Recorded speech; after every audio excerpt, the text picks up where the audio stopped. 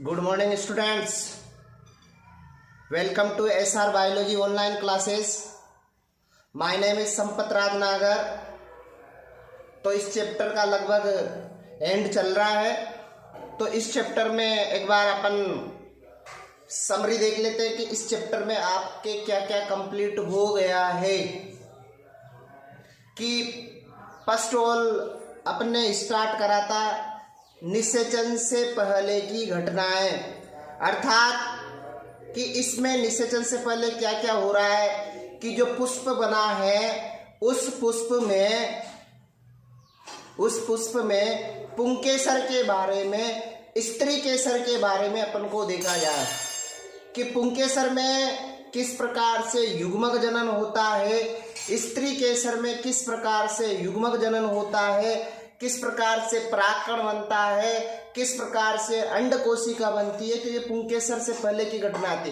तो पुंकेसर जो पढ़ा है तो उसमें अपन ने पुमंग के बारे में, पुमंग का जो परागकोश है परागकोश की डिटेल देखी, परागकोश से पराग लघु बीजाणुधानी बोला, फिर परागकोश जो देखा था ना, उस परागकोश की संरचना के बाद अपन ने उस परागकोश में लघु बीजाणु जनन किस प्रकार से होता है, उस लघु बीजाणु जनन उसमें किस प्रकार से लघु बीजाणु का निर्माण होता है, फिर उस लघु बीजाणु की संरचना कैसी होती है, किस प्रकार से उस लघु बीजाणु से किस प्रकार से नर युग्मकोद्भिद का विकास होता है। तो इस प्रकार से अपन ने लघु बीजाणु जनन में क्या देखा, युग्मक जनन देखा। लघु बीजाणु जनन में क्या हुआ, युग्मक जनन से संबंधित घटनाएं देखी, किस प्रकार से युग्मक जनन हुआ, युग्मक बन गया था। वैसे मादा में भी अपन ने जो स्त्री केसर था उसमें बीजांड की संरचना देखी, किस प्रकार से गुरु बीजाणु जनन हुआ, किस प्रकार से मादा युग्मकोद्भिद का विकास हुआ। दोनों तरफ क्या हुआ, लघु बीजाणुओं का गुरु बीजाणुओं का निर्माण हो गया, मतलब नर युग्मक और मादा युग्मक बन गए। फिर इसका स्थानांतरण करने के लिए पादपों में परागण की घटना होती है। क्या होती है, पादपों में परागण की घटना होती है, जिसमें स्वपरागण पर परागण के बारे में अपन पूरा डिटेल देखा है। स्वपरागण पर परागण जैसे हो जाता है उसके बाद निषेचन होता है। क्या होता है, निषेचन होता है। निषेचन में आपने जो एंजियोस्पर्म पादप है यहाँ पर डबल फर्टिलाइजेशन आपको देखने को मिलेगा। डबल फर्टिलाइजेशन में एक नर युग्मक अंड कोशिका से संलयन करेगा तो सत्य निषेचन होगा, युग्मनज का निर्माण होगा। दूसरा कंडीशन क्या होता है, सेकंड जो नर युग्मक था वो द्वितीय केंद्रक से संलयित करेगा और संलयन के फलस्वरूप भ्रूण पोष का निर्माण करेगा। इस प्रकार से ये घटनाएं अपन ने यहाँ पर डिटेल से देखी। इसमें जो घटनाएं हैं, जो कमी हुई है या कुछ रह गया हो तो आप मुझे कमेंट में लिख करके मैसेज भेज सकते हो कि भैया ये समझ में नहीं आ रहा, इसको कैसे डिस्क्राइब किया जाए, तो उसको मैं आपको डिस्क्राइब अलग से समझा दूंगा। ठीक है, तो आज अपन जो स्टार्ट कर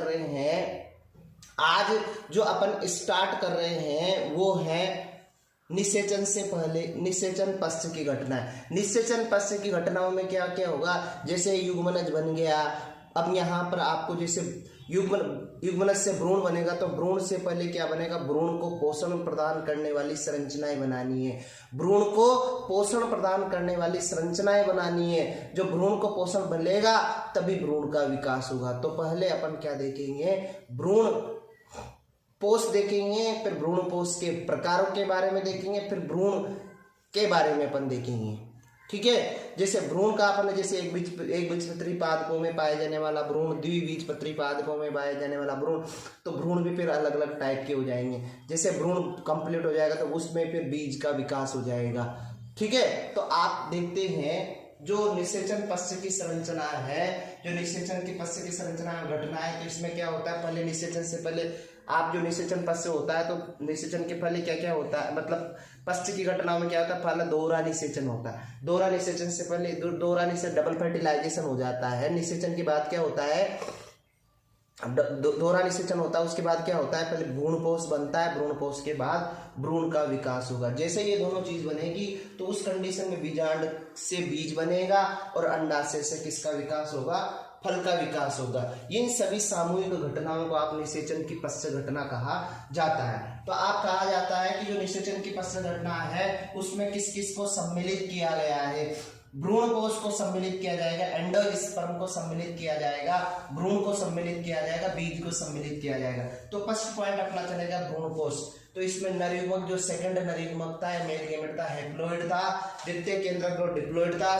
और हैप्लॉइड और डिप्लॉइड मतलब ट्रिप्लोइड स्ट्रक्चर बनेगी। मतलब तो नर युग्मक और द्वितीय केंद्रक आपस में त्रिसंलयन का मतलब होता है हैप्लोइड और डिप्लोइड, 3 केंद्रकों का संलयन हो रहा है, इस वजह से इसको बोला जा रहा है त्रिसंलयन। उसके फलस्वरूप प्राथमिक भ्रूणपोष केंद्रक बनेगा, प्राइमरी एंडोस्पर्म न्यूक्लियस का फॉर्मेशन होगा, उसका डेवलपमेंट होगा और डेवलपमेंट के फलस्वरूप क्या बनेगा, भ्रूणपोष बनेगा। फिर भ्रूणपोष अपन देखेंगे तो भ्रूणपोष अलग अलग प्रकार के होते हैं। भ्रूणपोष 3 प्रकार का होता है, न्यूक्लियर एंडोस्पर्म होता है, सेलुलर एंडोस्पर्म होता है, लोबाइल एंडोस्पर्म होता है। तो 3 टाइप का मतलब केंद्रीय भ्रूणपोष, कोशिकीय भ्रूणपोष और हेलोबियल भ्रूणपोष होते हैं। तो आप देखते हो कि जैसे ही त्रिसंलयन होता है तो त्रिसंलयन के फलस्वरूप क्या बनता है, त्रिगुणित केंद्रक बनता है। इस त्रिगुणित केंद्रक को क्या बोला जाता है, प्राथमिक भ्रूणपोष केंद्रक कहा जाता है। और इस प्राथमिक भ्रूणपोष के द्वारा केंद्रक के द्वारा भ्रूणपोष का विकास होता है। और भ्रूणपोष में क्या होता है, भोजन का स्टोरेज होता है। भ्रूणपोष में क्या होता है, भोजन का स्टोरेज होता है, जिसके द्वारा क्या होता है, भ्रूण का विकास होता है। और भ्रूण का विकास के साथ साथ बीज के अंकुरण में भी सहायता मिलती है।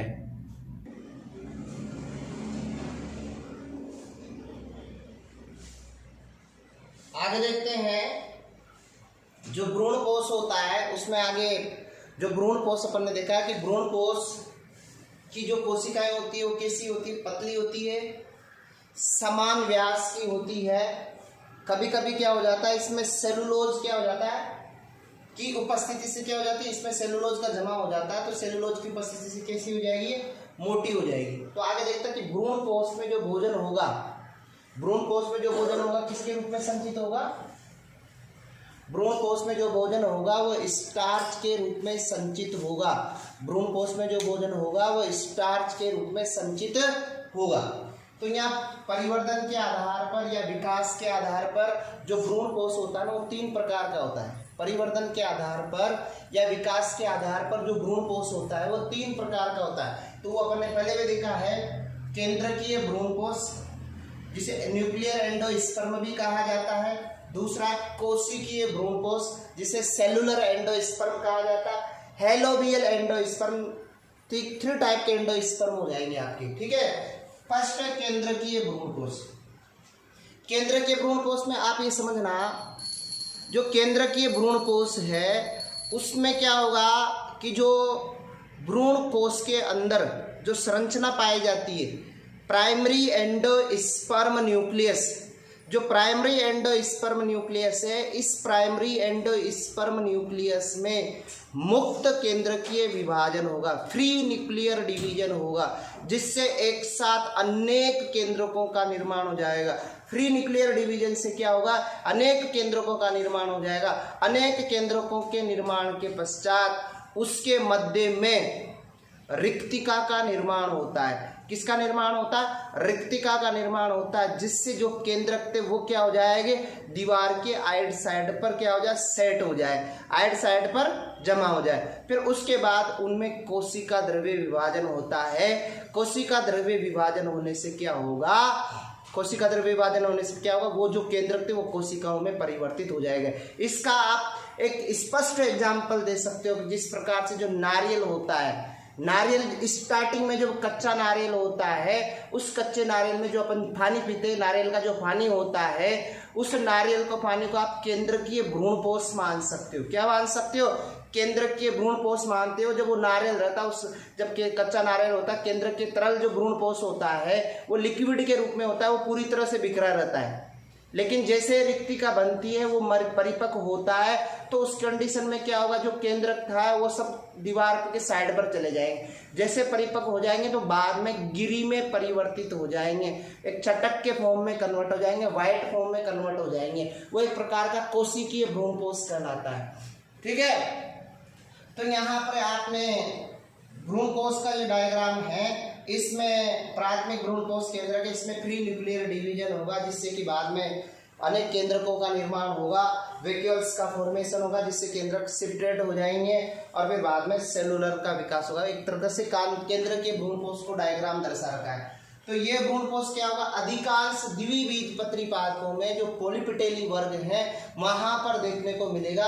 और जो कैप्सुला प्लांट है उसमें भी न्यूक्लियर एंडोस्पर्म पाया जाता है। इस प्रकार के भ्रूणपोष के विकास में क्या होगा, प्राथमिक भ्रूणपोष में केंद्रक में क्या होगा, लगातार क्या होगा, मुक्त केंद्रकीय विभाजन होगा, फ्री न्यूक्लियर डिवीजन होगा, जिसके फलस्वरूप अनेक भ्रूणपोष में क्या होंगे, अनेक केंद्रक बनेंगे और बाद में इसमें एक साथ कोशिका द्रव्य विभाजन होगा, जिससे क्या होगा, बहुकोशिकीय भ्रूणपोष का निर्माण होगा। और ये भ्रूणपोष है ना, एंजियोस्पर्म में सबसे सामान्य प्रकार का भ्रूणपोष है।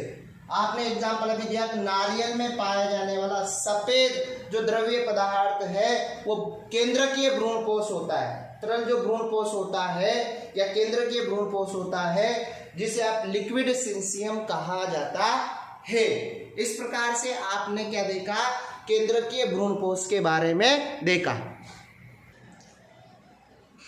सेकंड पॉइंट स्टार्ट होता है कोशिकीय भ्रूणपोष। सेकंड पॉइंट कौन सा है, कोशिकीय भ्रूणपोष। कोशिकीय भ्रूणपोष में क्या होता है, मुक्त केंद्रकीय और कोशिकीय भ्रूणपोष में यह डिफरेंस है कि मुक्त केंद्रकीय जो विभाजन होगा वहां पर केंद्रक एक साथ बनेंगे। क्या बनेंगे, केंद्रक एक साथ बनेंगे, फिर उसके बाद कोशिका द्रव्य विभाजन होगा। लेकिन यहाँ पर कंडीशन क्या है, पहले मुक्त केंद्रकीय विभाजन होकर के पहले एक बार केंद्रक विभाजन होगा, केंद्रक विभाजन के बाद फिर कोशिका द्रव्य विभाजन होगा। मीन्स कोशिका निर्माण साथ साथ होगा। जैसे केंद्रक का विभाजन हुआ तो केंद्रक विभाजन के साथ साथ कोशिका बन जाएगी। इस प्रकार से प्रत्येक केंद्रक विभाजन के बाद कोशिका द्रव्य विभाजन होगा।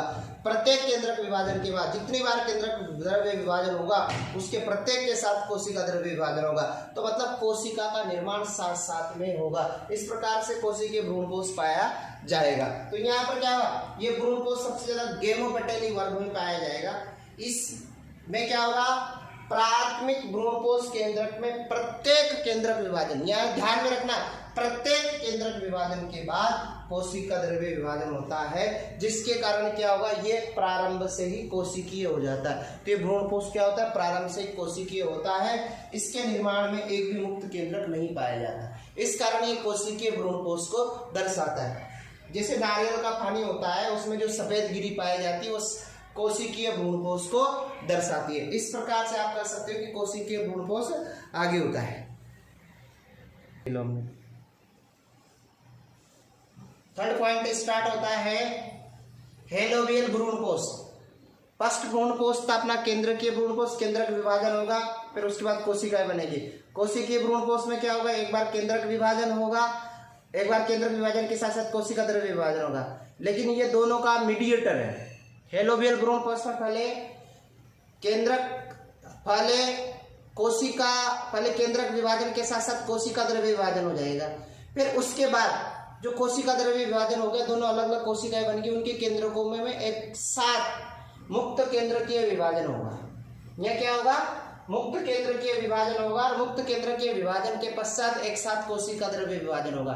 इस प्रकार का जो भ्रूणपोष है ना, वो मध्यवर्ती प्रकार का भ्रूणपोष होता है। कौन से प्रकार का भ्रूणपोष होता है, मध्यवर्ती प्रकार का भ्रूणपोष होता है। और ये हेलोबियल गण में पाया जाता है। जो एक बीजपत्री पादप होता है ना, उस एक बीजपत्री पादप का हेलोबियल गण में पाया जाता है। इस प्रकार का भ्रूणपोष हेलोबियल गण में पाया जाता है। इसमें प्राथमिक भ्रूणपोष केंद्रक में प्रथम विभाजन के बाद असमान कोशिका द्रव्य विभाजन होगा। मतलब एक छोटी कोशिका बनेगी और एक बड़ी कोशिका बनेगी, जिसके वजह से दो असमान आकार की क्या होती है, कोशिका का निर्माण होता है, जिसमें से बीजांड द्वारे वाले सिरे की ओर जो कोशिका थी वो बड़ी होती है, और निभागीय सिरे वाले जो कोशिका होती है वो कैसी होती है, छोटी होती है। अब प्रत्येक कोशिका में क्या होता है, अब इस प्रत्येक कोशिका में क्या होता है, मुक्त केंद्रकीय विभाजन होता है। क्या होता है, मुक्त केंद्रकीय विभाजन होता है। क्या होता है, मुक्त केंद्रकीय विभाजन होता है, जिसके कारण बहुत सारे केंद्रकों का निर्माण होता है, बहुकेंद्रकीय अवस्था स्थापित होती है। अब बहुकेंद्रकीय अवस्था स्थापित होने के बाद अंत में एक साथ रिक्ति का निर्माण होगा, एक साथ कोशिका द्रव्य विभाजन होगा, और कोशिका द्रव्य विभाजन होने से ये भी अंत में किस प्रकार का हो जाता है, कोशिकीय भ्रूणपोष में बदल जाता है। यह भ्रूणपोष अपन एक बीजपत्री पादपों के हेलोबियल गण में पाया जाता है। यह एक प्रकार का क्या हो गया, मध्यवर्ती प्रकार का भ्रूणपोष होता है। जिस प्रकार से अपन बोलते हैं कि जो नारियल का पानी केंद्रकीय भ्रूणपोष को दर्शाता है और उसका जो खाने योग्य भाग वो कोशिकीय भ्रूणपोष को दर्शाता। तो ये दोनों एक तरफ से मध्यवर्ती मीडिएटर टाइप हो गया, मतलब नारियल तरल भ्रूणपोष को भी दर्शाता है, कोशिकीय भ्रूणपोष भी मध्यवर्ती, मतलब आप सभी में एग्जाम्पल में इसको थोड़ा फिट कर सकते हैं, थोड़ा ऐसा देख सकते हैं। तो इस प्रकार इस वीडियो को लाइक कीजिए, सब्सक्राइब कीजिए और ज़्यादा से ज़्यादा शेयर कीजिए, और जो भी प्रॉब्लम आ रही है उसको कमेंट बॉक्स में लिख करके आप डाल सकते हो। थैंक्स।